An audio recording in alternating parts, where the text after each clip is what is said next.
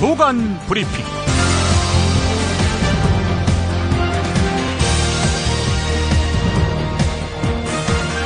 2015년 9월 15일 화요일입니다.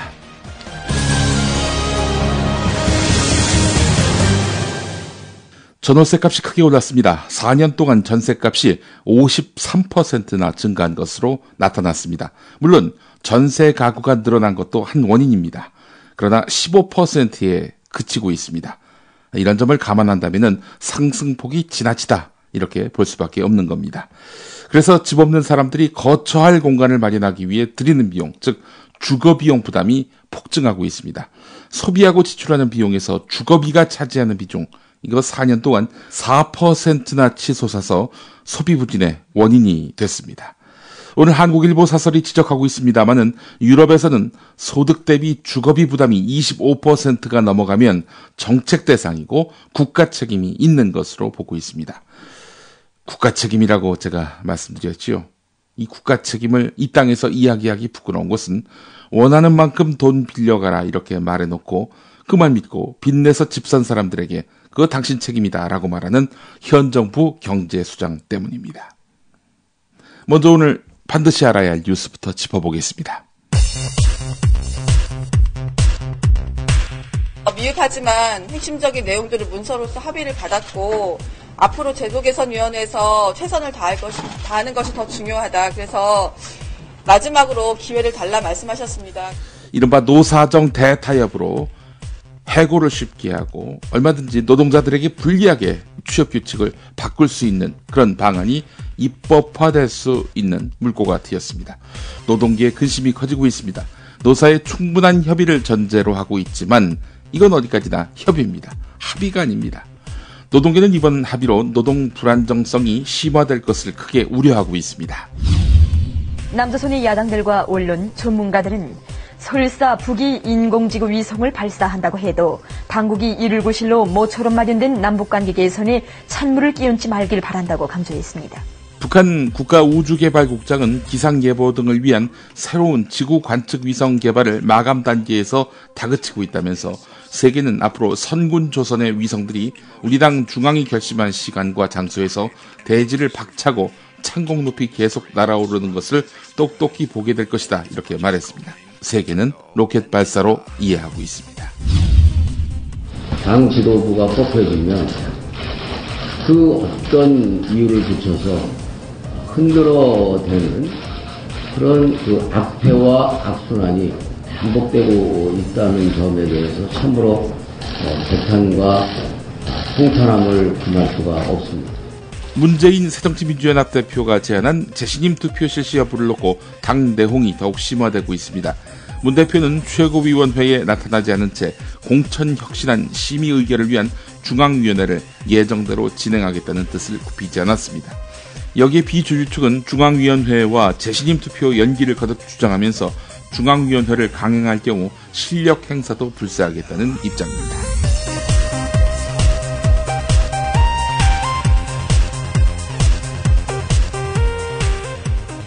김용민의 조간브리핑은 이담채 김치, 컴백홈 대리운전, 산양산삼 막걸리, 전창걸의 새싹 땅콩차, 연지연 곰탕, 팡팡 꽃배달, 선대인 경제연구소 공동 제공입니다. 직접 담가 먹는 김치가 사 먹는 김치와 다른 이유 잘 아시죠? 내 눈으로, 내 손으로 골라야죠. 우리 걸로요.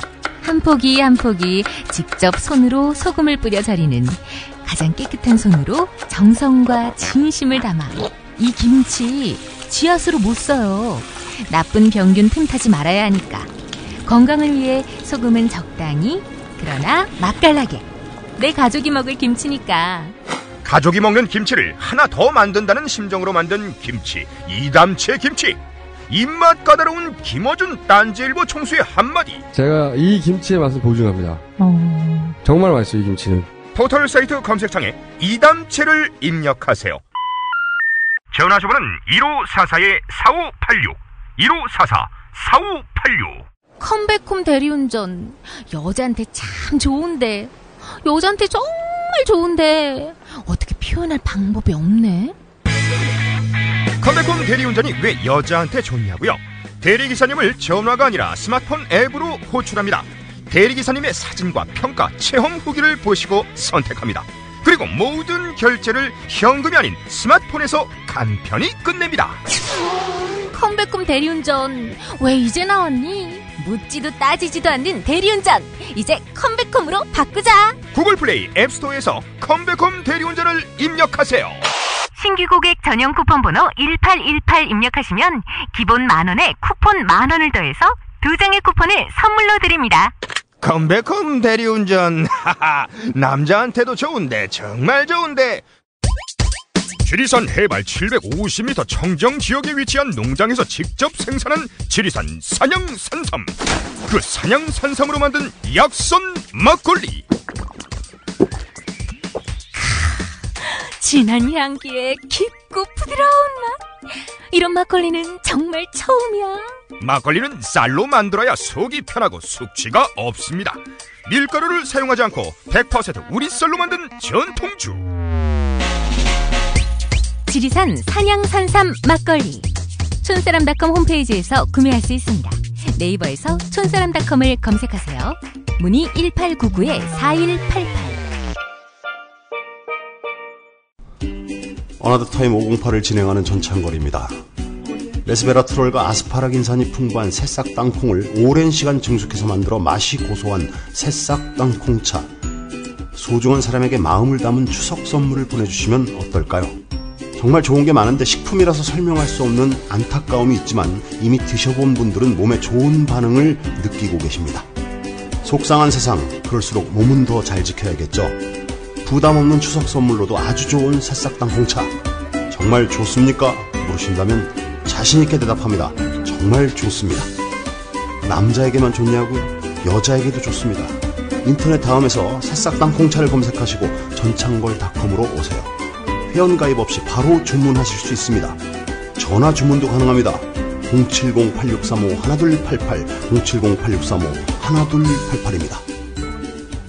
네, 세계일보 1면부터 보겠습니다. 검찰이 정윤회 국정개입 의혹 문건 내용은 완전히 허위라고 했었죠. 그런데 이런 입장을 바꿨습니다. 일부 진실일 가능성을 시사한 것입니다. 어제 서울중앙지법 형사합의 28부 심리로 진행된 정윤회 국정개입 의혹 문건 유출 사건 결심 공판에서 검찰은 정윤회 씨의 국정개입 의혹 문건의 내용 전부를 허위로 볼 수는 없다라면서 정윤회 문건은 정윤회 씨 등의 범죄 첩보를 담은 공무상 비밀 문건이라고 이렇게 밝혔습니다. 기억하시는 대로 지난해 11월 정윤회 문건을 세계일보가 특종 보도했었죠. 그 직후에 청와대가 내놓은 발표는 사실이 아니다. 보도에 나오는 내용은 시중에 근거 없는 풍설을 모은 이른바 찌라시에 불과한 것으로 판단하고 당시 특별한 조치를 취하지 않았다 이렇게 해명했습니다. 자, 그런데 검찰은 말이죠. 어제 조응천 전 청와대 공직기강 비서관이 정보를 수집했고 박관천 전 행정관 역시 청와대 내부 사정에 정통한 정보원에게서 정보를 모아서 정윤회 문건을 작성했다. 라면서 정윤회 문건은 김기춘 청와대 비서실장에게까지 보고된 정식 동향 자료로서 청와대 비서관과 행정관들이 시중에 찌라시 따위를 모아서 청와대 비서실장에게 보고하지는 않는다. 이렇게 밝혔다는 겁니다.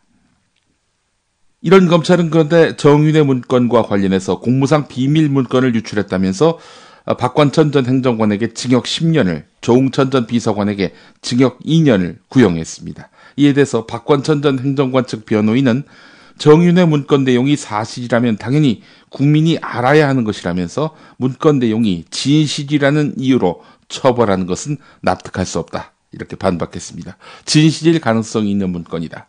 그렇다면 그 진실을 제대로 규명해서 진실이라면 당연히 처벌해서는 안 되겠죠. 근데 구형부터 때렸습니다. 자, 정윤회 씨 국정개입 의혹 문건과 관련해서 달라진 검찰 주장 한번 짚어보겠습니다. 사안별로 말이죠. 십상시 모임이 있었느냐? 수사 결과 발표 때에는 검찰이 없었다라고 했고 이번 재판 때도 허위인 듯 보인다. 한 옥타브 좀 낮췄습니다. 보니까. 그리고 정윤회 씨가 7억 원을 받아야 만나준다. 이런 내용의 첩보는 수사 결과 발표 당시에는 거짓말이다라고 했는데 이번 재판에서는 판단 유보. 이렇게 검찰의 입장이 바뀌었다는 겁니다. 또 김기춘 비서실장을 내쫓아야 한다. 십상시 모임에서 그런 얘기가 나왔다는 거죠. 수사 결과 발표 때는 그런 발언 자체가 없었다라고 했지만 이번 재판에서는 판단 유보가 됐다는 겁니다. 또 이정현 의원도 내쫓아야 한다. 이런 지시가 있었다는 거 아닙니까? 그 십상시 모임에서. 자, 이런 이야기가 실제로 나왔는지 수사 결과 발표 때 검찰은 이런 말 없었다라고 했지만 이번 재판에서는 또 판단 유보로 입장이 바뀌었다는 겁니다. 국세청 인사에 개입했다는 설도 구구했죠. 그 십상시 모임에서 그런 이야기가 나왔다는 그런 풍문 때문입니다. 자, 이 부분과 관련해서 검찰은 수사 결과 발표 때에는 이런 말 자체가 없었다라고 했습니다. 이번 재판에서는 그런데 또 판단 유보로 입장이 바뀌었던 겁니다. 정윤회 문건과 관련해서는 찌라시를 모은 것이다. 애초에 청와대도 또 검찰도 수사 결과 발표할 때 이런 동일한 입장을 나타냈지요. 그러나 이번 재판 때에는 공무상 비밀 괄호 열고 범죄 첩보 괄호 닫고 이렇게 되어 있습니다. 찌라시와는 상당히 성격이 다르죠. 범죄 첩보라고 하니 정윤회 문건의 그런 격도 상당히 높아지게 되는 것입니다. 박 대통령 또 청와대 찌라시라고 규정했던 발언과 정면으로 배치된 이번 검찰의 결심 공판 때의 입장 주목됩니다. 한겨레 노조위원장을 지낸 전종휘 기자가 쓴 오늘 한겨레 일면 기사 보겠습니다. 이른바 노사정 대타협, 그 타협안의 내용을 상세히 분석한 건데요. 한마디로 말해 노조에 가입하지 않는 노동자들은 고용 불안으로 내몰릴 것이다 라고 예측한 것입니다. 그 노동자가 1,800만에 이릅니다.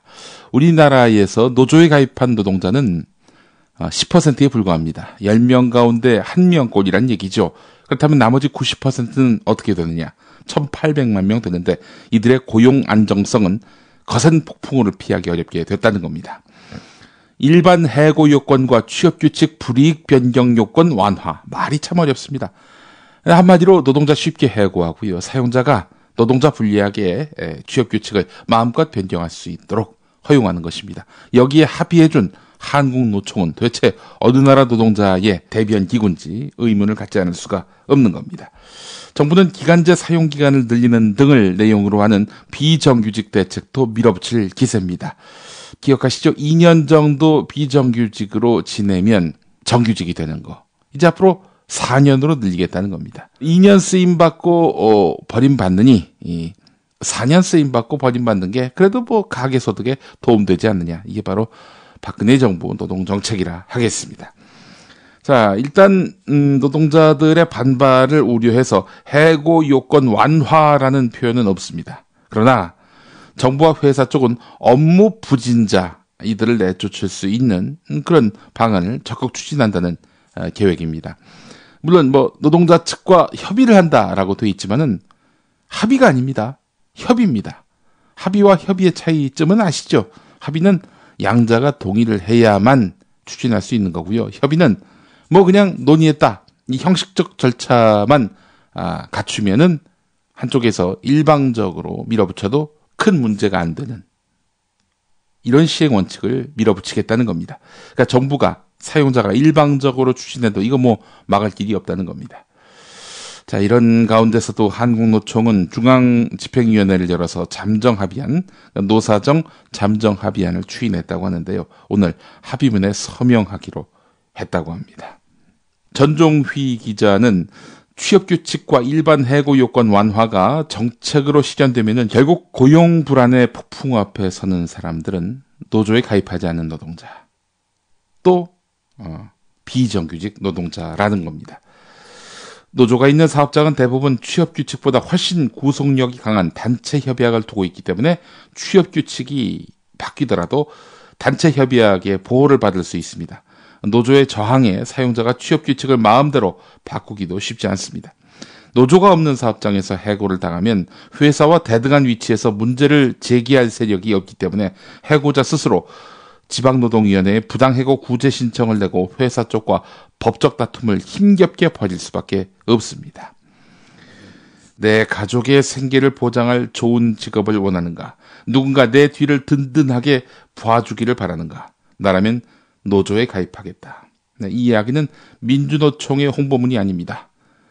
오바마 미국 대통령의 발언이었습니다. 한때 진보적 경제학자로 통했던 김대환 노사정 위원장이 지난 4월에 한번 사퇴를 했었습니다. 합의가 안 되니까 말이죠. 그렇게 한 4개월 정도 공백기를 가졌죠. 자, 이 4개월 동안에 그렇다면은 사례금이나 업무 추진비 이거 안 받아야 되는 거 아닙니까? 근데 받았다고 합니다. 장하나 새정치민주연합 의원이 노사정위원회로부터 제출받은 자료를 보면은 김대환 위원장은 지난 4월부터 7월까지 총 2,358만 원, 그러니까 월 589만 5천 원의 사례금을 받았다고 합니다. 노사정위원장은 비상임 민간인 신분인데요. 급여를 따로 받지 않습니다. 그래서 사례금이라는 명목으로 받는데요. 장하나 의원은 사의를 표명하고도 업무 추진비까지 쓴 것은 사퇴쇼 논란까지 일어날 수 있는 부적절한 처사다 이렇게 비판했습니다. 오늘 조선일보 사면을 보니까 말이죠. 노사정이 노동개혁안에 대해서 큰 틀에서 의견을 모았지만 국회 입법까지는 넘어야 할 산이 많다. 이렇게 시작하는 기사를 실었습니다. 노동개혁법을 다룸에 있어서 상임위원회를 할 수 있는 환경노동위원회, 과연 여기서 합의가 도출될 수 있겠느냐 하는 부분입니다. 일단 여야 동수인데다 야당은 이번 합의 말도 안 된다라면서 강경한 입장을 보이고 있단 말이죠. 게다가 또 여당 의원들 가운데 6명은 초선이란 말이죠. 예. 그래서 전문성이나 전투력에 있어서 야당이 여당을 압도한다 이렇게 이야기하고 있습니다. 특히 그 국회 환경노동위원회의 그 위원장이 김영주 의원인데요. 재선 의원입니다. 전국 금융노조 상임 부위원장을 지낸 인물입니다. 노동계 인사기 때문에 이거 용납하기 어렵다는 겁니다. 게다가 우원식 당을지로위원회 위원장이 환노위 소속이고요.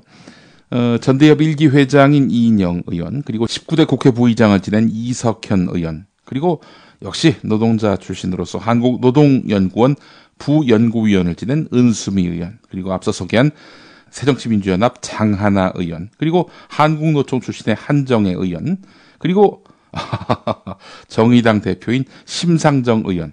예, 아주 쟁쟁하네요. 여야 동수인데다 야당은 아주 막강한 노동 전문가들입니다. 입법까지 갈 길이 멀다. 조선일보가 지레 겁을 먹고 있습니다. 조선일보 일면에 속 보이는 기사 또 실려 있습니다. 바로 홈쇼핑 채널 문제인데요. 홈쇼핑 채널이 지상파 중간중간에 끼어 있다. 이거는 문제가 있다라는 지적을 지난 토요일자에 다뤘죠. 자, 어제자에는 또 오늘 국회 국정감사에서 이 문제가 여당 의원들에 의해서 제기될 것이다 예고 기사를 냈는데, 어제 여당 의원들이 조선일보 뜻대로 이렇게 홈쇼핑 채널 문제에 대해서 적극적으로 지적했거든요. 오늘 또 애프터 서비스 그런 지적이 있었다라고 보도하고 있습니다. 의원들로부터 질문을 받은 최양희 미래창조과학부 장관이 TV 홈쇼핑 날림 문제에 대해서 소비자가 불편하지 않도록 개선 방안을 찾고 채널 연번제 등을 찾겠다 이렇게 이야기를 했습니다.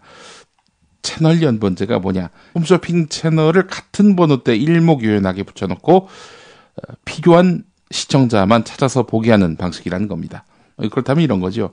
7번에 KBS 2라면은 8번에 아무개 홈쇼핑, 또 9번에 KBS 1TV, 10번에는 또 다른 아무개 홈쇼핑, 이런 식으로 지상파 주요 채널 중간중간에 이렇게 홈쇼핑 채널이 들어가지 않도록 하겠다는 겁니다.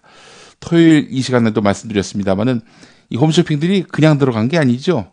케이블 TV 회사에다가 돈을 주고 들어가는 겁니다. 자, 이러다 보니까 사실은 지상파 중간중간에 끼어서 시청률을 높이고 싶은 그런 방송들이 있습니다.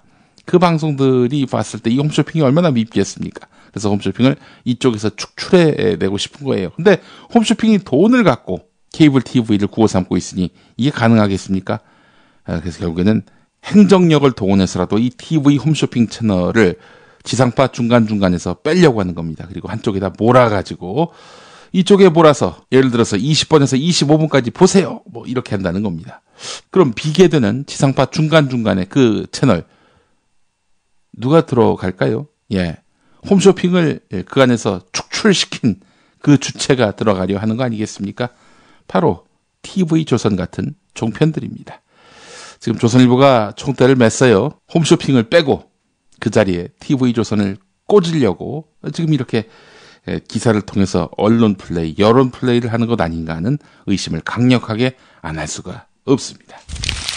감사원에 대한 국회 법제사법위원회 국정감사에서는 감사원 고위 직자녀의 특혜 채용 의혹과 고위 간부의 총선 출마 준비 문제를 놓고 논란이 벌어졌습니다. 최근 감사원에 채용된 로스쿨 출신 변호사 4명 가운데 3명이 감사원 고위직 또는 여당 인사의 자녀라는 서영교 새정치민주연합 의원의 폭로가 상당히 주목됩니다. 감사원은 지난 2012년부터 6급 감사 주사를 공개 경쟁으로 뽑았는데 평균 경쟁률이 30대 1을 넘는 자리였다고 합니다. 자, 그런데 4명 중 3명이 고위직 또는 여당 인사 자녀라는 겁니다.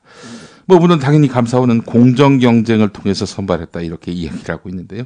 한편 김영호 감사위원 국정감사에서 총선 출마를 고민하고 있다 이런 말을 했다고 합니다.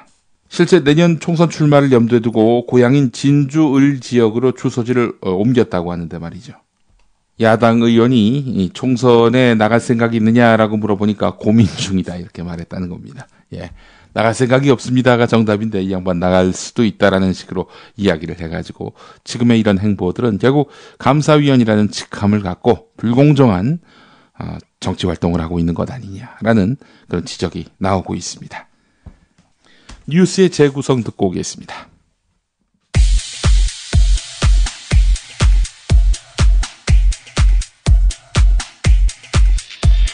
(9월 14일) 병무청에 대한 국정감사. 네, 진성준 의원입니다.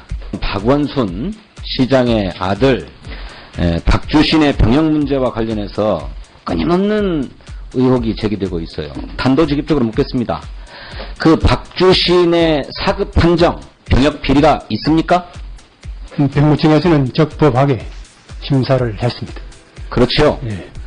문제의 핵심은 2011년 12월 27일 날 사급 판정으로 재검을 받을 때 박주신이가 들고 간 MRI가 본인 것이 아니다. 이런 의혹이에요. 그래서 자생 한방병원에서 MRI를 찍어가지고 들고 갔다는데 그것이 박주신이 것입니까? 아닙니까? 본인 거로 지금 확인이 되고 있습니다. 그것을 병무청에서는 신분인식 카드로 박주신 본인이 재검을 받으러 왔다. 이걸 확인하셨죠? 확인했습니다. 그리고 CT를 찍어서 이것이 박주신 본인이다. 이걸 확인하셨죠? 확인했습니다. 그리고 그 CT와 자생 한방병원의 MRI가 같은 사람의 것이다. 이거 확인하셨죠? 확인했습니다. 좋습니다. 그 다음에 그럼에도 불구하고 의혹이 제기되니까 박 시장이 나서서 공개 신체 검사를 받지 않습니까? 네. 당시 SBS 뉴스. 박원순 서울시장 아들 병역 의혹과 관련해 병무청에 제출한 MRI가 아들 박주신 씨 본인 것이 맞다는 검사 결과가 나왔습니다. 이에 따라 강용석 의원이 제시한 MRI 바꿔치기 의혹은 사실이 아닌 것으로 결론났습니다. 강용석입니다. 당사자들과 또 그리고 국민 여러분께 깊이 사과드리도록 하겠습니다. 그래서 연세 세브란스 병원에서 찍은 MRI도 또 이게 잘못됐다. 다른 사람 것이다. 이런 주장이 있습니다. 그래서 그 당시에 공개 검증할 때 기자들 2명이 들어가서 MRI 촬영 전 과정에 입회했습니다. 당시 YTN 보도. 주신 씨에 대한 검사는 오늘 오후 신촌 세브란스 병원에서 서울시청 기자 4명이 지켜보는 가운데 실시됐습니다.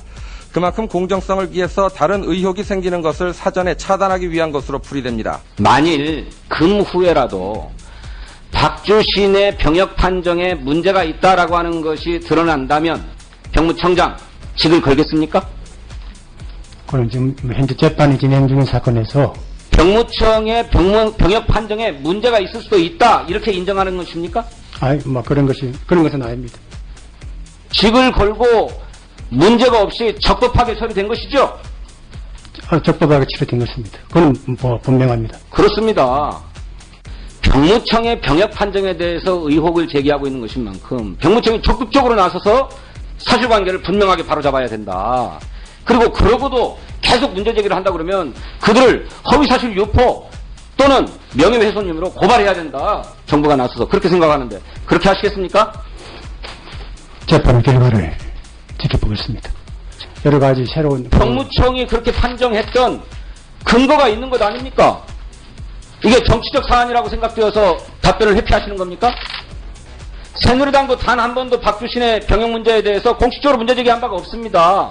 다만 이 문제를 아주 악의적으로 고의적으로 문제 제기를 하는 바깥에 일부 시민들이 있는 겁니다.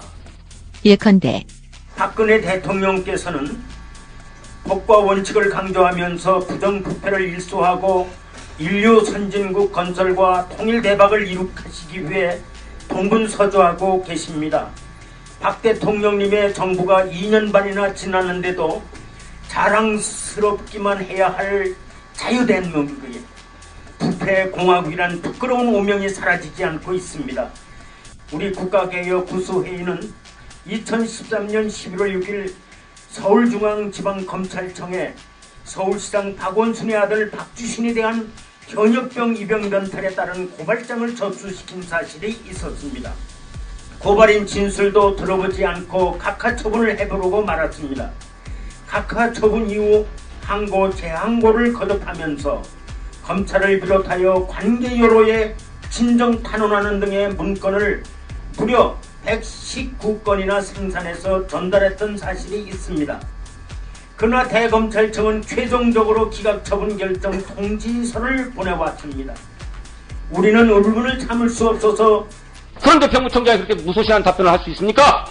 혹시 법과 원칙을 강조하면서 부정부패를 일소하고 인류 선진국 건설과 통일 대박을 이룩하시기 위해 동분서주하고 계시는 박근혜 대통령께 눈밖에 날까봐.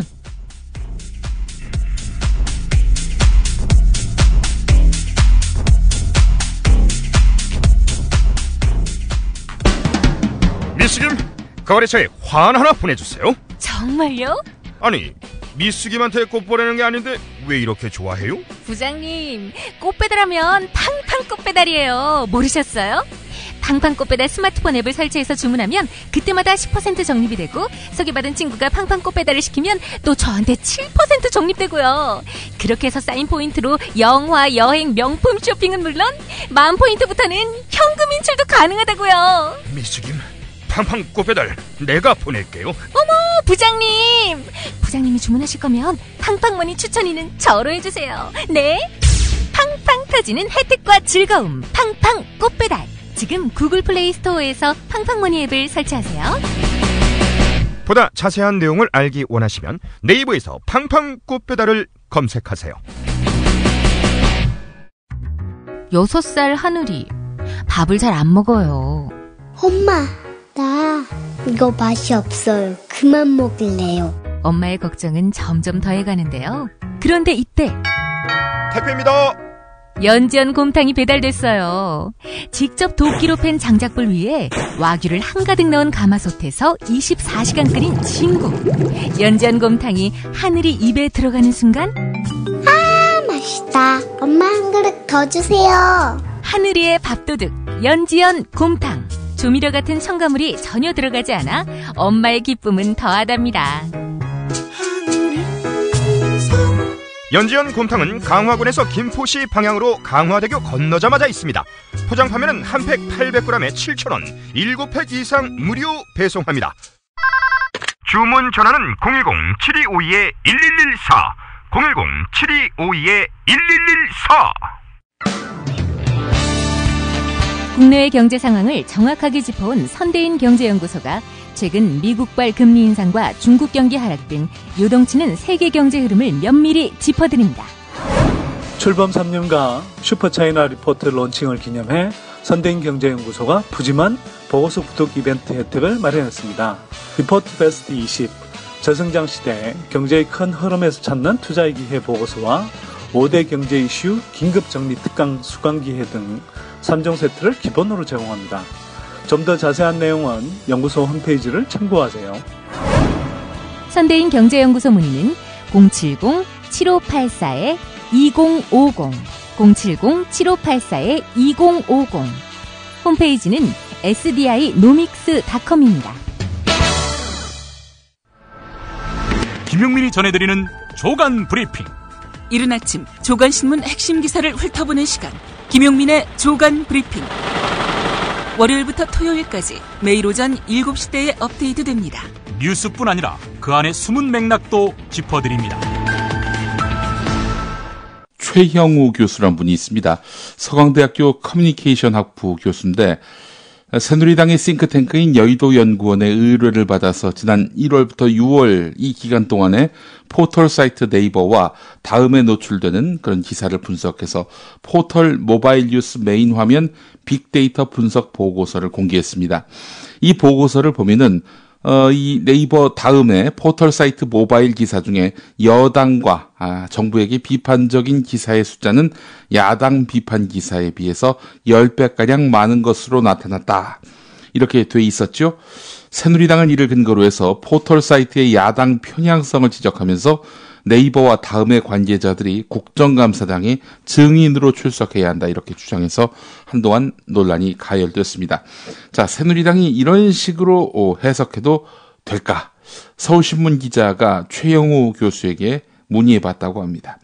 최영우 교수, 포털 사이트의 정부 여당 비판 기사가 야당에 비해 월등히 많다는 자신의 연구 보고서와 관련해서 언론 보도에는 당연히 정부 비판적인 속성이 많을 수밖에 없으며 이것은 언론이 가지는 기본적 속성이다. 이렇게 말했다고 합니다. 여당의 뉘앙스하고는 완전히 다르지요. 사실 저도 이 최영우 교수하고 같은 입장 아닙니까? 아니, 언론이라고 하는 것이 그 힘 있는 자, 권력자를 향해서 나를 세우는 것이 너무나 당연하고 그것이 기본적인 역할인데 아니 정부, 여당 비판했다고 그게 야당보다 많다고 야당보다 많을 수밖에 없죠. 힘을 가진 쪽을 비판하려면 말입니다. 근데 이걸 갖고 편향됐다? 참 납득하기 어려웠는데 최영호 교수도 같은 입장이었군요. 그러면서 최영호 교수는 이번 조사는 특정 포털이 새누리당 편이 아니고 야당 편이라는 것을 밝혀내기 위한 조사가 전혀 아니었음에도 연구 의뢰자가 여의도 연구원이다 보니까 연구원에서 해석한 대로 보도가 나가고 있다. 이번 연구 결과로 포털이 일방적으로 야당 편이라고는 절대 말할 수 없다라고 설명했다고 합니다. 예, 이 최영호 교수 괜히 또 눈총 받으셨군요. 예. 이 포털이 정부하고 여당 비판을 보다 많이 하는 것은 언론이 갖는 기본적 속성 때문이며 따라서 이번 연구 결과가 포털이 일방적으로 야당 편이라는 점을 확인한 내용으로 볼 수 없다. 이런 입장을 밝혔습니다. 조선일보 13면을 보겠습니다. 불황이 장기화가 되면서 자영업자들이 알바를 뛰고 있다는 겁니다. 사장님이 알바를 뛰고 있다. 이게 참 조화롭지가 않지요. 실제로 신촌에서 프랜차이즈 카레집을 운영하는 이모 씨 같은 경우 지난달부터 부업으로 강서구에 있는 본점에서 서빙 아르바이트를 하고 있다고 합니다. 지난 7월에 친구 한 명과 4,500만 원씩 투자해서 가게를 열었지만 첫 달 순이익은 30만 원에 그쳤습니다. 이래서는 가게 월세도 못 내겠다 싶어서 동업자 친구와 함께 본점에 사정해서 아르바이트 자리를 구했다 이렇게 말했다고 하는데요. 친구와 격일로 돌아가면서 자신들의 점포 운영과 본점 아르바이트를 나눠 맡고 있다고 합니다. 이런 식으로 경기 불황과 가게 매출이 악화하면서 부업으로 아르바이트 자리를 찾는 영세 자영업자가 늘고 있다는 소식입니다. 인천에서 복덕방을 하는 공인중개사 같은 경우 고등학교 3학년 아들이 지난달에 수능 전 몇 달 만이라도 수학 과외를 받고 싶다라고 입을 떼니까 아르바이트에 뛰어들었습니다. 부동산 거래가 침체돼서 부동산 중개로는 월 100만 원을 겨우 벌고 있는데 사무실 임차료 같은 이런 운영비를 제하면 사실상 마이너스 상황에 몰린 거죠. 그래서 자동차 제조 하도급 업체에 아르바이트 일을 하고 있습니다. 업체에서 플라스틱 부품을 받아와서 나사를 조이는 일로 사무실 소파에 앉아서 하루 평균 300개의 나사를 조이고 월 20만 원을 번다는 것입니다. 피아노 학원을 운영하는 41살 여성 같은 경우 주말마다 인천 남동공단의 한 휴대전화 부품 제조업체에서 아르바이트 일을 하고 있는데요. 휴대전화 부품에 작은 스티커를 붙이고 한 개당 250원씩 받는다는 겁니다. 8살, 6살 아들을 둔 이 여성은 지난해 4월에 은행에서 1억 원을 대출받아서 30평대 아파트로 이제 이사를 했는데 처음 몇 달은 매달 80만 원이 넘는 대출금을 그럭저럭 갚았지만 지난해 말부터 피아노 학원 수강생이 줄어서 학원 운영비로 이거저거 제하고 나면은 손에 남는 것이 30만 원대로 떨어지면서 더는 버티기 어려웠다는 겁니다. 이 통계도 불경기가 장기화하면서 영세 자영업자들이 코너에 내몰리고 있음을 보여주고 있는데요. 나홀로 자영업자의 추이가 갈수록 줄고 있다는 겁니다. 그래서 이정희 중앙대 경제학과 교수는 재취업 기회의 단절로 자영업자가 양산될 수밖에 없는 사회 현실을 고려했을 때 정부가 영세 자영업자를 보호하기 위한 최소한의 안전망을 만들어야 한다, 이렇게 말했습니다. 국민일보가 요새 박원순 시장과 동성애 지지단체가 뭔가 큰 연관이 있는 것처럼 종교면을 통해 날마다 부채질하고 있습니다. 오늘은 또 서울시의 앱 로고가 범성의 상징과 유사하다, 이 논란을 전하고 있습니다. 범성애, 이거는 뭐 동성애, 이성애를 구분하지 않는 사랑을 뜻하는 건데요. 이 범성애를 뜻하는 그런 상징은 이 3단으로 되어 있는데 맨 위가 빨간색, 가운데가 노란색, 그리고 바닥은 파란색인데 서울시 앱 로고 같은 경우 휴대폰을 쥔 그런 사진에 이 바탕은 또 이렇게 빨간색, 노란색, 파란색, 범성의 디자인 색깔과 비슷하다는 겁니다. 이 범성의 색깔과도 유사하지만 몰도바, 루마니아, 프랑스, 러시아 국기와도 비슷해 보이는데요. 예. 참 별걸 갖고 시비를 다 겁니다. 개신교계.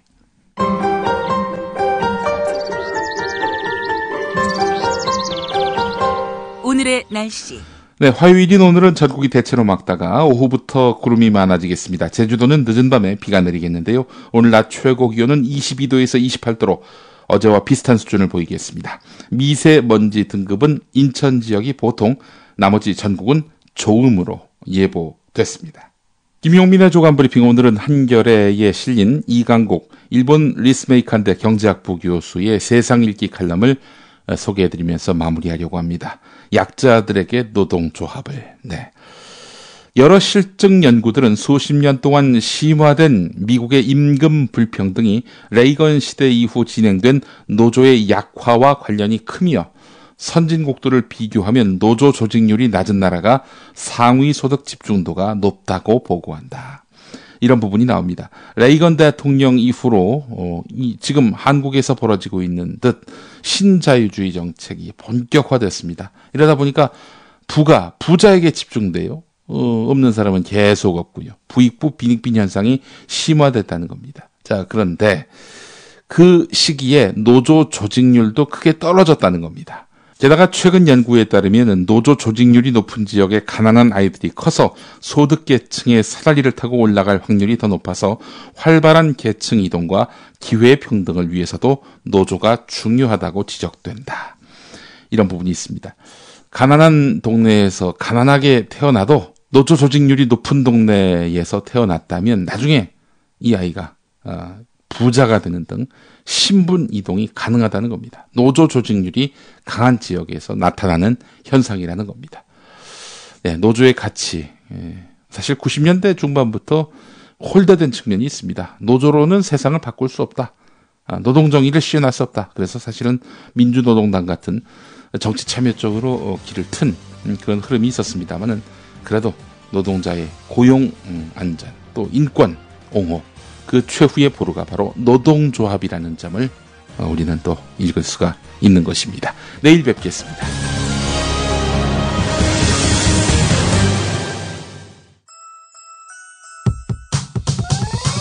이번 방송 괜찮았나요? 작별의 여운, 이렇게 표시해주세요. 다운로드하기, 댓글 달기, 구독하기, 별점 주기. 더 좋은 방송 만들어달라는 약속, 이렇게 응원해주세요. 다운로드하기, 댓글 달기, 구독하기, 별점 주기. 기억하셨죠? 다운로드하기, 댓글 달기, 구독하기, 별점 주기.